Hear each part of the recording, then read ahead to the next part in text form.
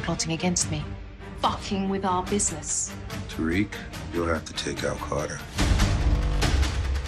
I'm fucking tired of those motherfuckers thinking they can stand against me. Fuck you gonna do now, Tariq? Hi and welcome to Butter Movies. Effie's mother, played by the sopranos Drea de Matteo, ambushes her on the Stansfield campus, calls her Josie, and announces that her husband has left her for some young bimbo that works at the car company. She says she's broke and is wondering if Effie can float her some money. The man that molested me left you, Effie says flatly. Sounds like a kin you problem. Her mom continues to gush about how proud she is of Effie, but it doesn't land. If you were on fire, Effie says, I wouldn't piss on you to put you out. She says some more in the same gist, which causes her mom to drop the nice act. There she is, cold-hearted Josefina, she says, you're a real bitch. How is anyone ever gonna love you? Effie delivers the fake social media history to Cane for approval, but all he wants to talk about is how she has the wrong idea about him and Noma. She laments that she's always had to take care of herself, to which he replies, I've got you. Braden moves out of Tariq's place, saying he's going to move in with Elle, because he loves her. Tariq mocks him, saying he barely knows her. They argue a bit more about what Braden's doing with their various business enterprises. I'm moving fast and smart, and T's working, Braden says. But when he arrives at Elle's room, he finds her unresponsive after doing some cocaine. At the hospital, a doctor tells Braden that the cocaine Elle took was laced with fentanyl, which sent her into cardiac arrest. Full reminder of what makes the show so engaging, even as we approach the final stretch of the series. One standout element was the introduction of Carter as a villain. In contrast to previous antagonists like Jukebox or Ray Ray from OG Power, who were ruthlessly cold-blooded and unhesitant about killing innocents, Carter is driven by a warped sense of righteousness. His belief in his own moral high ground makes him a particularly compelling villain, and it's a shame we didn't get to see him in this role earlier, given this is the final season of Ghost. There's so much potential in his character that feels rushed with the season's limited time. The episode did a commendable job tying together various plotlines, a feat that the show manages well. The interconnectedness of characters has been a strong point, making the story feel cohesive. While some may disagree, I appreciate how rarely the characters feel disconnected from each other. In the mid-season premiere, Tariq brutally stabs Zion, leaving him barely clinging to life before ultimately shooting him to finish the job. Meanwhile, Diana faces a terrifying ordeal of her own. After refusing to cooperate with Officer Felicia's scheme, she is violently assaulted. The situation is even more distressing because Diana is pregnant, and the attack specifically targets her stomach, heightening the danger and emotional intensity of the scene. Michael Rainey Jr. previously explained that he felt it was unrealistic for Tariq to be involved in major physical fights while attending college. However, this time, Rainey Jr. believed the situation was different, as Tariq was forced into a life-or-death situation where he had to kill Zion. He shared how this heightened the stakes and how ready he was to mentally and physically prepare for the intense scene, understanding the gravity of the moment for his character. Well, I was just thinking, Tariq needs to do what needs to be done. You get what I mean when I say that if you got to stab up some people, then stab up some more? I was only about ready. I thought, damn. Pretty soon, Jackson and Effie are summoned to Noma's, and they both are shocked to hear the big news. Our nuptials need to appear rock solid, so any dalliance between you two is now over, Noma informs Effie. Adding insult to injury, Noma instructs Effie to create a social media profile for Cane so he looks legit. Effie acts like she doesn't care. Since Noma won't help Tariq and company take down Carter, they pivot. New plan is to give Carter all of their leverage on Noma. And for that, they need Davis' help, and after some initial hesitance, he declares his allegiance is with them. He lets them know that Aircraft Global, a front business, washes her drug money. But she's under too much scrutiny in Europe, so she needs an American citizen to own the front so she can get the government contracts she wants. And a prenup will protect her assets. Davis tells them about Sterling Reynolds, who works in the Commerce Department. Float that name by Carter, he'll have all the leverage he needs, he says. Tariq and Monet meet with Carter and Dru to give him the intel on Reynolds. But he doesn't care, telling them that nothing has changed about their situation.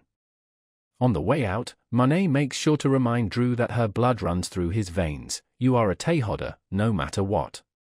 And when Dru shows up to run Carter's undercover fight club the next day, he finds out that someone bought the building, and a note left for Dru lets him know it was Cane and Noma. So Dru breaks into his brother's apartment, correctly guesses the password for his computer, and logs into his iMessages to see that there's a gun shipment arriving that evening. Carter's task force, led by Nico, interrupts Noma's gun shipment. And as Cane spins out upon hearing the news, he gets a text from Dru, "Sorry about your guns, sad face." Side note, surprised, delighted by Dru's use of the frowny emoticon here. Meanwhile, Davis interrupts Noma's dinner with Sterling with a note the lawyer passes her under the table. Carter has eyes and ears on you. Dinner's over. They bail soon after, to the extreme frustration of the crooked detective, who's watching in a surveillance van outside. In the car on the way home, Noma realizes I have to neutralize the motherfucker. So Noma and Cane meet up with Nico, who demands 7. As if things weren't bad enough already for Tariq, Braden, and the Tejadas, it got a lot worse in episode 7 of Power Book 2, Ghost Season 4. The episode begins with Diana in the hospital as she discovers that Felicia's brutal attack on her resulted in the death of Tariq and Diana's baby. Though he initially sought revenge from her, Tariq decided against it, but Diana went through with it and eventually kills Felicia. Her dead body is discovered by Detective Carter after he rushed to Felicia's home in hopes of saving her. Carter walks into the house to see Diana, Tariq, and Monet where it comes close to killing them all. Thankfully for them, Dru's decision to help Carter after his release from prison is what saved Diana, Tariq, and Monet's. As for what happens next, well, that will be on display in episode 8. Here's what you need to know about it.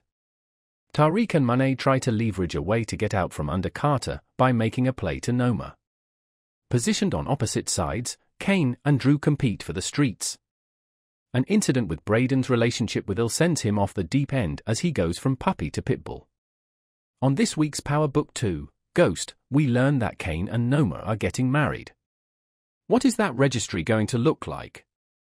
Noma's tap dance to secure a government contract without getting caught by the feds is second only to Carter's fancy footwork as he tries to convince Nico that Felicia died in a car crash and not in a heinous beatdown in her own kitchen. How long, do you think, before this all blows up in his face? Oh, and a Sopranos alum shows up as Effie's mom. Carter tells his team that Felicia died in a car crash, but Nico doesn't believe him. What the F.K. really happened, he whispers once he has Carter cornered at the precinct. Monet doesn't want to leave the business because it's all she knows. It's scary to start over. We watch Tariq have to sweep a floor with disgust for a single shift and then balk at the idea of a life spent in honest work. Even if her intentions are in the right place, this belief that Monet can balance the business and her family in some new way feels misguided at best. And it got off to the worst start possible. For all those who knew there was something majorly off about Detective Carter, I'm currently slow-clapping in your honor because not only is that man dirty, but he's also unwell. Carter has been laser-focused on Tariq and Monet, and while he appeared to be after them because he wanted to rid the streets of drugs and make New York a safer place, he had a rather twisted agenda.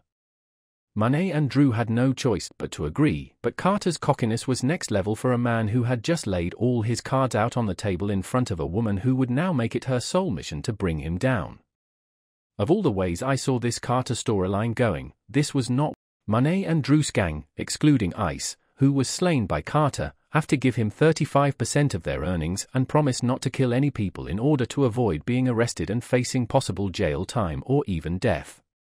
Tariq was first opposed to Diana's desire to keep her kid, but he eventually comes around to the notion after going on an acid trip. He must first come to an understanding with Diana because the two are at odds about Tariq's involvement in the drug trade while simultaneously becoming a father. Cane and Noma's romance continues, while Braden's own becomes the subject of a big argument between him and Tariq.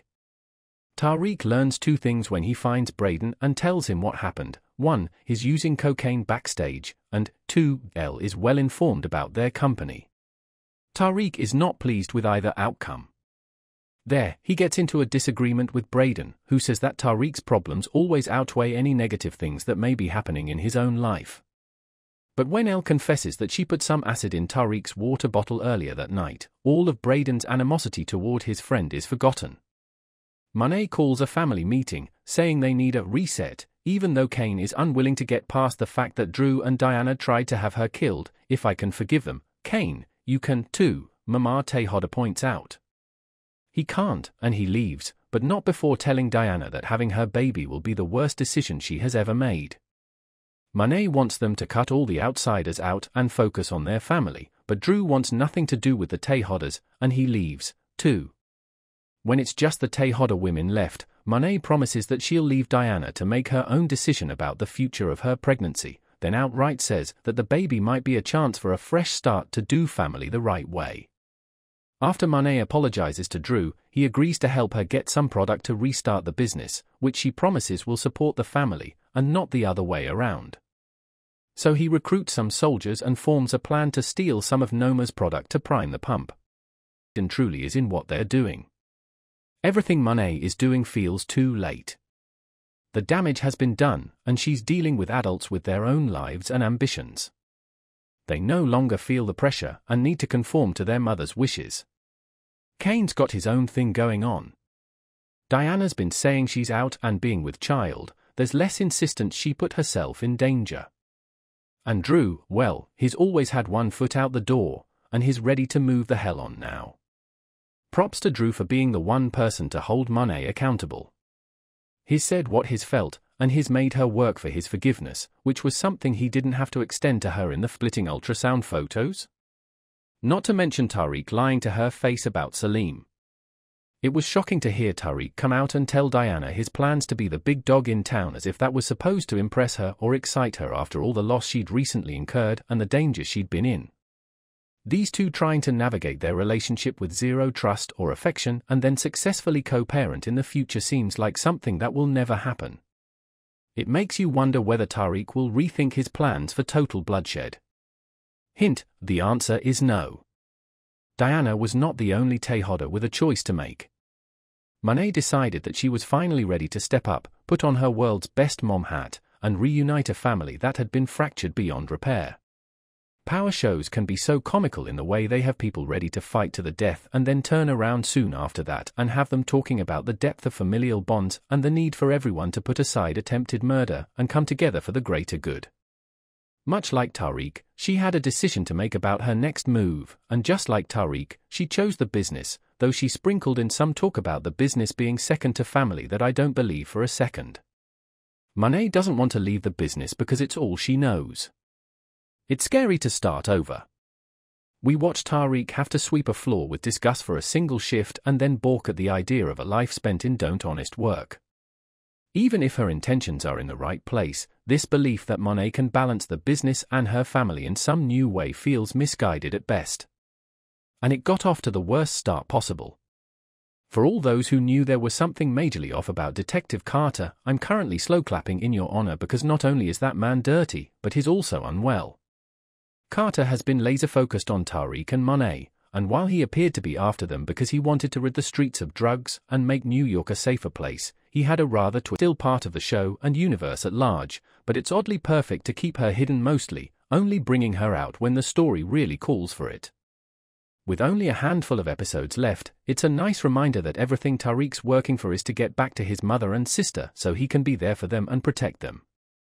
That's the ultimate endgame, and he's never wavered on that. Tariq wanted to add Carter's whole crew to his body count, but Tasha reminded him to consider whether his actions would bring him closer to his goal. And it's the truth. Living his life impulsively like that would be a surefire way to get sidetracked. There are other ways to support Diana outside of killing cops. It was low-key nice to hear someone understand Diana the way Tasha seemed to, considering she doesn't know Diana personally like that. But she does know what it's like to feel like Diana. To be surrounded by domineering men and people who say they want to protect you, but it feels much more like a form of control. And on top of that, they don't even do it correctly. Diana woke up in the hospital devastated, and all she had was Tariq there, someone who once again made her a promise that they couldn't keep. I don't blame her for wanting to take matters into her own hands, even if going after Felicia alone was a horrible idea. How many times have we seen these men make terrible decisions time and time again? Just acting purely out of pure emotion with misguided intentions. Diana did that when she went after Felicia with Monet's gun. She was hopped up on pain and adrenaline, and all she could think about was hurting the person who hurt her. We've seen Diana get her hands dirty before. It's not like she's immune to it, though people want to treat her like a damsel in distress at times, because she's chosen not to be as integrated able. So, she makes it clear to Tariq that his plans won't work for her and their child. Just like Dru, Diana is set on putting herself first and prioritizing her wants and needs. This means putting herself and her future child above the needs of her family for once. In order to do that, Diana can't compromise for the sake of Tariq.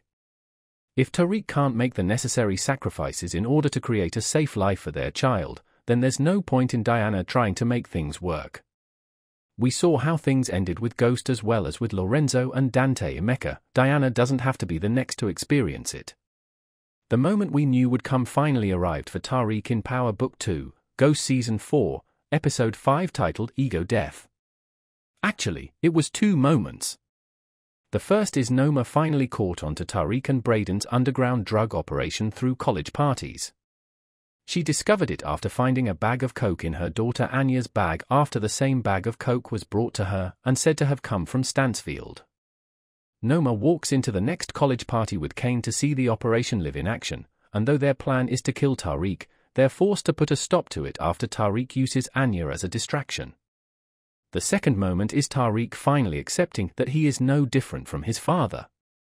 After a string of events that knocked him off his path, Tariq realizes that he needs to use his dad's qualities to become an apex predator to stand at the top of the drug game and ensure the safety of himself and loved ones like Braden and his mother Tasha. Despite this realization, Tariq still doesn't fully see how similar he is to Ghost. Just like his father, Tariq is quite inconsiderate to the needs of loved ones around him, and he can't seem to prioritize their issues as he does his own. When Braden voices his issues during an argument with Tariq, they get brushed aside as Tariq tells him to take this *T on the chin like I do every day. Later on, Tariq expects Diana to be okay with him being deep in the drug game as they raise their child, as opposed to pretending to be out of it like Ghost did. In each case, Tariq put his needs and desires above Braden's and Diana's without considering Monet nearly lost two more children in Episode 4 of Ghost as both Cane and Tariq were in pursuit of Dru and Diana, respectively, in retaliation for trying to kill Monet and set up Tasha for a death of her own. When Monet learned of Diana's pregnancy, she immediately called off Cane moments before he would have killed Dru, and she also convinced Tariq not to do the same to Diana. Now, it's time to put the family back together, but Monet wants to do it the easy way. The drug game is what tore her family apart, but now, Monet is hoping that it can bring her family back together. Realistically, that is the easy route towards rebuilding the family. All Monet knows is the game, and she's leaning on that to fix her past mistakes and right her wrongs with the Tariq has had to clean up messes he made. Not too long ago, he expressed his desire to leave and returned for Tariq, but Tariq was right to question Braden's genuine commitment to their work. One of Tariq's worst traits is his limited perspective on the world, which stems from his incapacity to look beyond his own existence. He has no idea how to be a love partner or a friend to anyone. You could argue that he sort of understands what it is to be a son, but it would be too obvious, so I couldn't type it without scowling. One thing you can appreciate about Braden, though, is that he and Tariq can have a knockout, heavyweight fight, but the second Tariq was in trouble, Braden went running. Braden's taste in women is so awful. Elle seems like a decent girl who's been dealt a lot, and it's true that this is a crime, but in 2024, we don't try to make people loosen up by giving them drugs. Although it was kind of them to provide Elle with a more complex storyline than just the girl Braden, these two were trying to kill one another a few hours ago, and now they're splitting ultrasound photos? Not to mention Tariq lying to her face about Salim. It was shocking to hear Tariq come out and tell Diana his plans to be the big dog in town, as if that was supposed to impress her or excite her after all the loss she'd recently incurred and the danger she'd been in. These two trying to navigate their relationship with zero trust or affection and then successfully co-parent in the future seems like something that will never happen. It makes you wonder whether Tariq will rethink his plans for total bloodshed. Hint, the answer is no. Diana was not the only Tejada with a choice to make. Monet decided that she was finally ready to step up, put on her world's best mom hat, and reunite a family that had been fractured beyond repair. Power shows can be so comical in the way they have people ready to fight to the death and then turn around soon after that and have them talking about the depth of familial bonds and the need for everyone to put aside attempted murder and come together for the greater good. Much like Tariq, she had a decision to make about her next move, and just like Tariq, she chose the business, though she sprinkled in some talk about the business being second to family that I don't believe for a second. Monet doesn't want to leave the business because it's all she knows. It's scary to start over. We watch Tariq have to sweep a floor with disgust for a single shift and then balk at the idea of a life spent in honest work. Even if her intentions are in the right place, this belief that Monet can balance the business and her family in some new way feels misguided at best. And it got off to the worst start possible. For all those who knew there was something majorly off about Detective Carter, I'm currently slow clapping in your honor because not only is that man dirty, but he's also unwell. Carter has been laser-focused on Tariq and Monet, and while he appeared to be after them because he wanted to rid the streets of drugs and make New York a safer place, he had a rather twisted agenda.